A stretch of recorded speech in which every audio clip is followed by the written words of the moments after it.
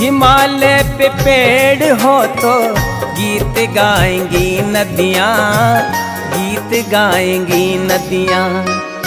पेड़ों पे चिड़िया है तो गीत गाएंगी नदियाँ। माँ की लोरी जैसे होते हैं नदियों के गीत। जय हिमालय, जय भारत। हिमालय लोग यूट्यूब चैनल में आपका स्वागत है और मैं हूं जर्नलिस्ट डॉक्टर हरीश चंद्र लखेड़ा। इन दिनों बागेश्वर धाम के धीरेन्द्र शास्त्री जी लगातार कह रहे हैं कि भारत को हिंदू राष्ट्र बनाया जाना चाहिए, परंतु उन्हें यह भी जान लेना चाहिए कि भारत हिंदू राष्ट्र तभी बनेगा जब हिंदू धर्म बचेगा। जब धर्म ही नहीं बचेगा तो हिंदू राष्ट्र कैसे बचेगा? धर्म बचा रहेगा तभी तो संस्कृति भी बचेगी। और सिर्फ शास्त्री जी ही नहीं, इससे पहले कई संगठनों के लोग आए दिन नारेबाजी करते रहते हैं और ऐसा हुड़दंग करते हैं, बयानबाजी, कि हिंदू राष्ट्र बनाओ भारत को। तो क्या एक सिर्फ इनकी बयानबाजी से ही ऐसा हो जाएगा? संभवतः बहुत से कम लोगों को याद होगा कि वर्ष 1914 में UN मुखर्जी ने एक छोटी सी पुस्तक लिखी थी। उसका नाम था हिंदू एक मरती हुई नस्ल। वर्ष 1911 की जनगणना को देखकर ही 1914 में मुखर्जी ने पाकिस्तान की बनने की घोषणा भी कर दी थी। यह अंग्रेजों के शासनकाल की बात है। तब आज की तरह न तो राष्ट्रीय स्वयंसेवक संघ था, न हिंदू महासभा थी, न और भी हिंदूवादी संगठन। मुखर्जी ने भारत के पुराने इतिहास को देखकर संभवतः, और ये जो जनगणना हो रही थी और इसके अलावा जो लगातार मुस्लिम जो मानसिकता थी उसको देखकर एक भविष्यवाणी तय कर दी थी कि हिंदू एक मरती हुई नस्ल। वो इस पुस्तक में लिखते हैं कि हम हिंदू सबसे हास्यास्पद तरीके से सबसे निपुण अज्ञानी हैं। हमें नहीं पता कि हमारे चारों ओर क्या हो रहा है। अन्य लोग इतने अज्ञानी नहीं हैं। दोनों समुदाय एक दूसरे के बरवक्स कैसे खड़े हैं। मुसलमानों का एक भविष्य है और वह उसमें यकीन रखते हैं। हम हिंदुओं को इस संबंध में कोई इल्म नहीं। समय उनके साथ है, समय हमारे खिलाफ है। वर्ष के अंत में वह अपना नफ़ा गिनते हैं और हम अपना नुकसान। वह संख्या में बढ़ रहे हैं, ताकत में बढ़ रहे हैं, दौलत में बढ़ रहे हैं, एकजुटता में बढ़ रहे हैं। हम टुकड़े होकर गिर रहे हैं। वह एक भावी संयुक्त मुस्लिम जगत की ओर देख रहे हैं। हम अपने विनाश का इंतजार कर रहे हैं। यह तब की बात थी जब हिंदू और मुस्लिम सांप्रदायिक दंगे और भी हो रहे थे, और यह तब ईसाई मिशनरियाँ जैसी बातें सामने नहीं आई थी। आज ईसाई मिशनरियों की वजह से पूरा धर्म भी संकट है, और यह कहा जाए कि सबसे बड़ा संकट तो ईसाई मिशनरियों ने कर दिया है, जिन्होंने पूर्वोत्तर के बड़े भूभाग में अपना धर्म प्रचारित कर दिया है, यहाँ के सीधे साधे आदिवासियों को कन्वर्ट करके।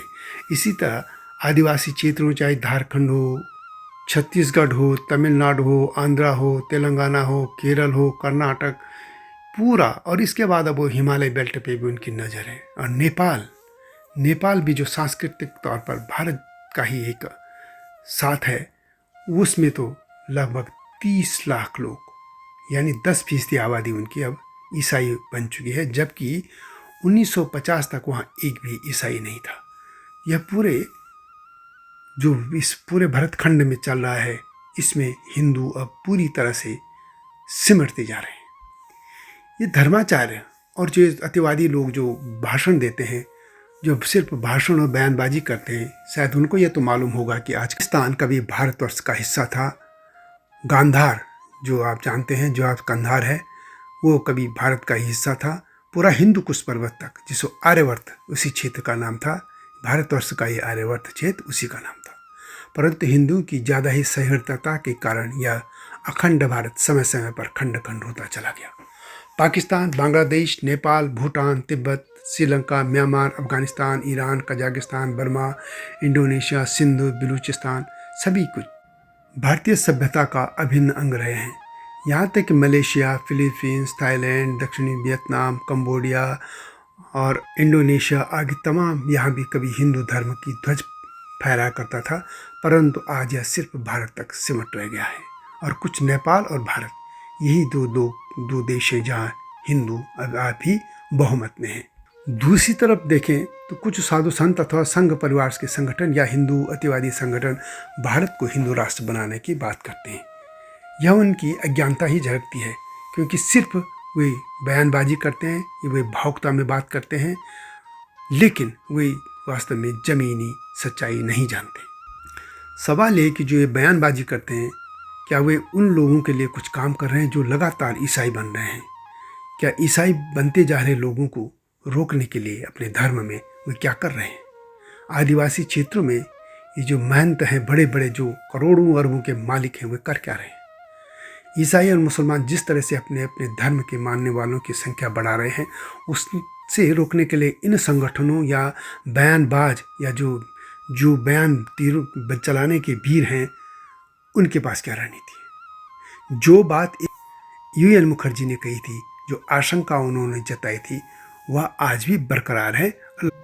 तब से पाकिस्तान और बांग्लादेश भारत से सिर्फ और सिर्फ इसी कारण अलग हो गए कि उनका धर्म अलग हो गया था। यूएन मुखर्जी की पुस्तक आने के बाद वैसे तो सोए हिंदुओं में से कुछ लोग जागे थे। इसके बाद 1915 में पंडित मदन मोहन मालवीय के नेतृत्व में हिंदू महासभा का गठन हुआ। आर्य समाज ने भी शुद्धि आंदोलन शुरू किया। हालांकि इसका नतीजा यह हुआ कि एक मुसलमान ने स्वामी श्रद्धानंद की हत्या कर दी। 1925 में हिंदुओं को संगठित करने के उद्देश्य से राष्ट्रीय स्वयंसेवक का संघ का गठन हुआ, परंतु जब 1947 में भारत आज़ाद हुआ तो मुसलमानों ने पाकिस्तान मांग लिया और फिर 70 के दशक में बांग्लादेश भी अलग हो गया पाकिस्तान से। गांधीवादी अहिंसा भी भारत के टुकड़े होने से नहीं रोक पाई। वैसे एक चीज़ मान लें, यदि डिवीजन न होता भारत का तो क्या इतने करोड़ जो मुस्लिम को ये क्या हिंदू आबादी सह सकती थी? संभवतः नहीं। 1947 में जो भारत का हिस्सा बच गया था, उसमें कांग्रेस ने सत्ता में आने के बाद मुसलमानों को यह कह सकते हैं कि शरीयत के अनुसार जैसे चलने की आज़ादी दे दी और ईसाई मिशनरियों को भी कन्वर्जन की जैसे पूरी छूट दे दी थी, खुली छूट दे दी थी। जिस देश और धर्म की रक्षा के लिए वीर बलिदान होते रहे, धर्म निरपेक्षता के नारे ने उनकी छवि को धूमिल कर दिया। भारत में ऐसे निकम्मों की फौज पैदा हो गई जो हिंदुओं को गाली देना ही धर्मनिरपेक्षता मानने लगी, और इसमें आयातित विचारधारा के वाम लोग सबसे आगे थे, वामपंथी लोग। उनकी लिखी इतिहास की किताबों में हिंदुओं के जो वीर थे उनको नगण्य घोषित कर दिया गया, जबकि आक्रांताओं के सारे के उनमें हमले और उनके महामंडित किया जाता रहा। आज के हालात और भी भयावह हैं।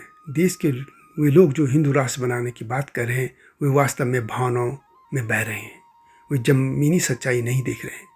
बागेश्वर धाम के इस धीरेन्द्र शास्त्री की जो भावना है उसका सम्मान तो किया जा सकता है, परंतु यह प्रश्न भी उनसे पूछा जा सकता है कि क्या वे साधु संत जो हिंदू समाज से हैं या हिंदू समाज से कहेंगे कि वे इस बारे में कुछ करें, या वे साधु संतों से भी कहेंगे कि अपने आश्रमों की अकूत संपत्ति का एक हिस्सा उन लोगों पर भी लगाएं जो हिंदू धर्म को छोड़ते जा रहे हैं।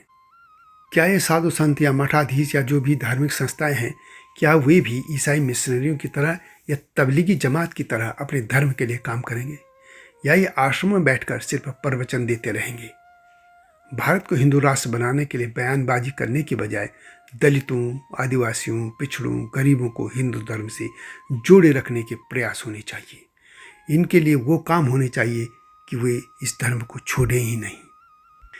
इसके लिए सबसे पहले तो ये काम होना चाहिए कि सभी मंदिरों के दरवाजे, सभी जो जाति हैं हिंदू धर्म के, उनके लिए दरवाजे खोलने ही होंगे। सामूहिक भोज के आयोजन कार्यक्रम होने चाहिए, और जो ये वंचित क्लास है, वंचित वर्ग, उनको गले लगाना होगा, अन्यथा ये धर्म सिमटता जाएगा। और 1914 में यूएन मुखर्जी ने जो यह पुस्तक लिखी थी जिसका नाम था हिंदू एक मरती हुई नस्ल, कहीं यह सच साबित न हो जाए। इसलिए हिंदू राष्ट्र बनाने की बात करने वाले भारत को जो बनाना चाहते हैं, इन बयानवीरों को इससे बचकर जमीनी तौर पर काम करना होगा। तो यह वीडियो कैसी लगी कमेंट में अवश्य लिखें, और हिमालय लोग यूट्यूब चैनल को सब्सक्राइब करना न भूलना। अगली वीडियो की प्रतीक्षा कीजिए। तब तक जय हिमालय, जय भारत।